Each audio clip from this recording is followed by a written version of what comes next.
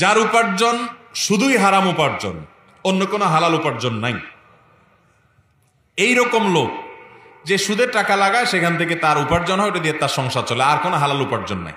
একটা মদের দোকান আছে, মদ বিক্রি করে, সেখান থেকে লাভ আসে, সেটা দিয়ে সংসার চলে, অন্য কোনো উপার্জন নাই। ওই লোক যার অন্য কোনো উপার্জন না, যা আছে সবটুকু হারাম, সে যদি আপনাকে হাদিয়া দেয় বা দাওয়াত দেয়, ওইটা খাওয়া আপনার জন্য হালাল না, হারাম। ওইটা আপনার জন্য খাওয়াটা জায়েজ হবে।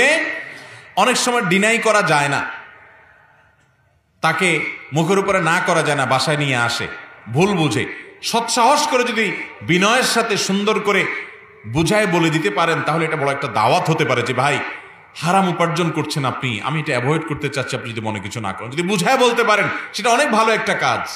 যদি না পারেন তাহলে অন্তত নিজে সেটা ভোগ করবেন না, অন্য কোনো গরিব মানুষকে দিয়ে দিবেন, তারটা তাকে ফেরত দিতে না পারলে কিন্তু নিজের পরিবার লোকদেরকে খাওয়াবেন না। কারণ হারাম যে উপার্জন করেছে তার হালাল কোনো উপার্জন নাই, শুধু হারামটাই আছে, ওইটা আপনাকে খাওয়াইলে আপনার জন্য খাওয়া জায়েজ হবে।